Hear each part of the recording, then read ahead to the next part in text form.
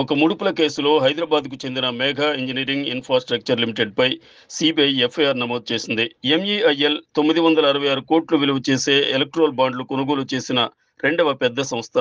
జగదల్పూర్ సమీకృత ఉక్కు ప్లాంట్ పనులకు సంబంధించి 174 కోట్ల బిల్లులను ఆమోదించేందుకు మేఘా ఇంజనీరింగ్ సంస్థ నుంచి సుమారు 78 లక్షల మేరకు ముడుపులు అందుకున్నారనే ఆరోపణలపై ఎన్ఐఎస్పి, ఎన్ఎండిసి అధికారులు, 8 మంది అధికారులు, మెకాన్ అధికారులు 2 పేర్లను కూడా ఎఫ్ఐఆర్లో చేర్చినట్లు అధికారులు శనివారం వెల్లడించారు. ఎన్నికల కమిషన్ మార్చి 21న విడుదల చేసిన డేటా ప్రకారం మేఘా ఇంజనీరింగ్ ఎలక్ట్రోల్ బాండ్లు కొనుగోలు చేసిన రెండవ పెద్ద సంస్థగా అవతరించింది. సంస్థ బీజేపీకి దాదాపు 586 కోట్ల మేర విరాళం ఇచ్చింది. సంస్థ బీఆర్ఎస్ కు 195 కోట్లు, డీఎంకేకు 85 కోట్లు, వైసీపీకి 37 కోట్లు కూడా విరాళం ఇచ్చింది. సంస్థ నుంచి టీడీపీకి 25 కోట్లు, కాంగ్రెస్ కు 17 కోట్లు అందాయి. జేడీఎస్, జనసేన పార్టీ, జేడీయూ 5 కోట్ల నుంచి 10 కోట్ల మేరకు స్వల్ప మొత్తాలు అందాయి.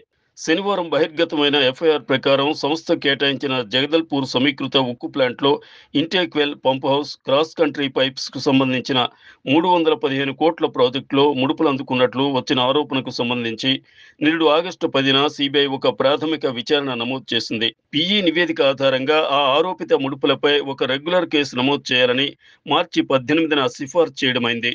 కేసును మార్చి 31న నమోదు చేశారు. ఎన్ఐఎస్పి, ఎన్ఎండిసి లిమిటెడ్ అధికారులు 8 మంది మరియు విశ్రాంత ఈడీ ప్రశాంత్ దాస్, డైరెక్టర్ ఉత్పత్తి డికే మొహంతి, డీజీఎం పీకే Bhuyan, DM Suresh Babu, senior manager సుబ్రవ్ Banerjee, విశ్రాంత DGM financial L Krishnamohan, GM finance K Rajasekhar, manager finance Somnath Ghosh పేర్లను కూడా ఎఫ్ఐఆర్లో సిబిఐ చేర్చింది. వారు 73.85 లక్షల మేరకు లంచం తీసుకున్నారనే ఆరోపణ. మెకాన్ లిమిటెడ్ అధికారులు 2, AGM contract Sanjeev Sahay, DGM contract K ఇలవర్స్ పేర్లను కూడా ఎఫ్ఐఆర్లో సిబిఐ చేర్చింది.